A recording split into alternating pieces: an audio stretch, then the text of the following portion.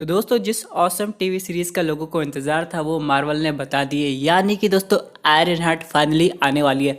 लेकिन इसी के साथ बहुत से लोगों के माइंड में ये क्वेश्चन आएगा कि आयरन मैन के बिना आयरन हार्ट कैसे पॉसिबल है, क्योंकि ये ऑफिशियली रिवील हो गया है कि अभी कुछ टाइम तक iron man Marvel cinematic universe में नहीं दिखने वाले। यहाँ पे एक चीज है जो पॉसिबल हो सकती है, जो कि है आयरन मैन की एआई, क्योंकि आयरन मैन और एआई दोनों अलग चीज है। आज की इस वीडियो में हम लोग ये डिस्कस करेंगे कि आयरन हार्ट कैसे आयरन मैन की एआई को क्रिएट करती है। तो दोस्तों कंप्लीट वीडियो को स्टार्ट करने से पहले आप लोग कर दीजिए वीडियो को लाइक और कमेंट करके ये बताइए कि आपकी फेवरेट आयरन मैन मूवी कौन सी थी। साथ ही साथ जो लोग मेरे चैनल पर नए आए मेरे चैनल को सब्सक्राइब करके हमारी कॉमिक बुक टॉक्स फैमिली का हिस्सा बन जाए। तो दोस्तों शुरुआत करते हैं आयरन हार्ट की स्टोरी से कि वो कैसे आयरन मैन का आर्मर क्रिएट करेगी और उसका इंटरेस्ट कहाँ से आता है। तो हो सकता है ये आयरन हार्ट है जिसका नाम रीरी विलियम्स है, ये भी शूरी की तरह एक टेक जीनियस हो जिसे इंटर्नशिप के लिए स्टार्क इंडस्ट्रीज पर जाना पड़ता है और यहाँ पे ये बहुत सी चीज रिसर्च भी करती है। और दोस्तों इन सब के बाद वो कुछ आर्मर ऐसे क्रिएट करते होंगे जो कि आयरन मैन जैसे भी हो, लेकिन वो आर्मर इतने एफिशिएंटली वर्क नहीं कर रहे होंगे। तो यहाँ पे वो सोच में पड़ जाती है कि ऐसा क्यों नहीं हो रहा,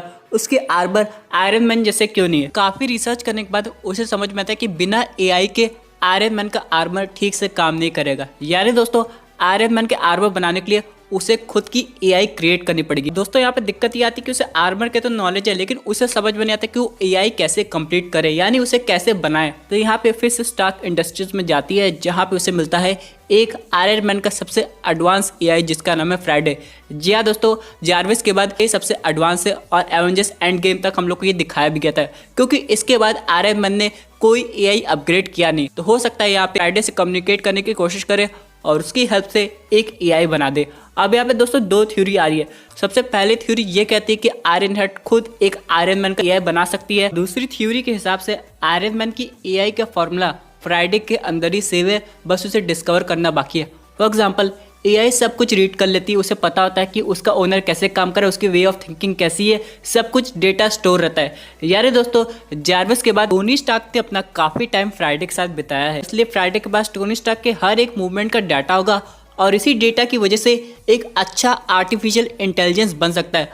अब देखना ये है ये सब काम कैसे होता है, क्योंकि दोस्तों अगर हम लोग बात करें रीरी विलियम्स की, आयरन मैन का एआई इसलिए नहीं क्रिएट कर सकती क्योंकि उसके पास टोनी स्टार्क के बारे में ज़्यादा नॉलेज नहीं होगी, इसलिए उसे दूसरे एआई की हेल्प लेनी पड़ेगी और यही काम करेगी फ्राइडे। क्योंकि दोस्तों टोनी स्टार्क का भले एंड हुआ लेकिन फ्राइडे अभी भी एक्टिव है और वो रीरी विलियम्स की हेल्प कर सकती है एक नया आयरन मैन आर्मर बनाने के लिए और एक एआई भी क्रिएट करने के लिए। वैसे दोस्तों आपके हिसाब से आपको कौन सी थ्योरी ज्यादा अच्छी लग रही है? दोस्तों हम लोग के पास एक क्वेश्चन आएगा कि रीरी विलियम्स जब भी अपना पहला आयरन मैन आर्मर बनाएगी तो वो कैसा होगा, क्या उसमें नैनोटेक यूज होगा? क्योंकि दोस्तों ये बहुत ज्यादा इंपॉर्टेंट है और जब भी कोई आयरन मैन की लेगेसी को आगे ले जा रहा है तो हमेशा एक इम्प्रूवमेंट के साथ बढ़ेगा। फॉर एग्जाम्पल हम लोग ने आयरन मैन का सबसे लेटेस्ट आर्मर देखा था, वो है मार्क 85 आर्मर, जो कि हम लोग को दिखाई दिया था एवेंजर्स एंड गेम में। अब यहाँ पे अगर रीरी विलियम्स को उससे ज़्यादा एडवांस आर्मर बनाना है तो यहाँ पे हम लोग को देखना पड़ेगा वो किस वर्जन का होता है और उसमें कौन सा टेक होता है। फॉर एग्जाम्पल अगर हम लोग बात करें कोई स्पेशल टेक की, तो रीरी विलियम्स के आर्मर में एक ऐसा टेक होना चाहिए जिससे वो कुछ टाइम के लिए इनविजिबल हो जाए।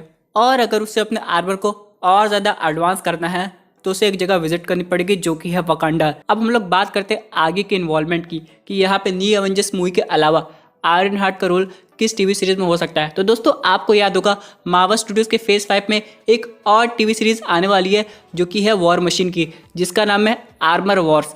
अब यहाँ पे उस स्टोरी का मतलब क्या है, यानी दोस्तों अगर टोनी स्टार्क की टेक्नोलॉजी उसके आर्मर्स किसी और हाथों में लग जाए तो क्या होगा, यहाँ पे रोडी ये सब काम करेगा, यानी दोस्तों टोनी स्टार्क के आर्मर को सेफ रखने की कोशिश करेगा। और अगर इस मिशन में रीरी विलियम्स उसके साथ रहेगी तो बात बन जाएगी। अब यहाँ पे इस सब के अलावा जो मेन एवेंजर्स मूवी आएगी जैसे कि एवेंजर्स 5, उसमें तब रीरी विलियम्स का आर्मर काफ़ी ज़्यादा इवॉल्व हो जाएगा और फाइनली हम लोग को टोनी स्टार्क की एआई भी उसके साथ देखने को मिलेगी। अब यहाँ पे क्वेश्चन आएगा कि रॉबर्ट डॉनी जूनियर भले आयरन मैन का रोल नहीं प्ले कर रहे हैं, लेकिन क्या वो एआई के लिए वॉइस ओवर करेंगे? क्योंकि दोस्तों रॉबर्ट डॉनी जूनियर का कॉन्ट्रैक्ट मार्वल सिनेमैटिक यूनिवर्स के साथ अभी खत्म हो गया है और फिर से वो रिन्यू हो सकता है अगर वो चाहे, क्योंकि दोस्तों वॉइस ओवर करने तो वो आ ही सकते हैं। और मैं आपको एक बात बताना चाहता हूँ, वो ये है कि जब आयरन हार्ट की टीवी सीरीज अनाउंस भी नहीं हुई थी तब भी रॉबर्ट डॉनी जूनियर काफी ज्यादा खुश थे आयरन हार्ट को लेके। यानी दोस्तों एक चीज तो कंफर्म है, उनका भी कोई मेजर रोल होने वाला है और अगर ऐसा ना होगा तो केमियो तो जरूर होगा। ये न्यूज के बाद मेरे बहुत से दोस्त ये पूछ रहे थे कि चलो आयरन हार्ट आ रही है, बहुत अच्छी बात है, लेकिन फिर हार्ले का क्या होगा, क्योंकि उसका रोल था आयरन मैन 3 में, फिर उसके बाद एवेंजर्स एंड गेम के फाइनल सीन में भी हम लोग देखे थे।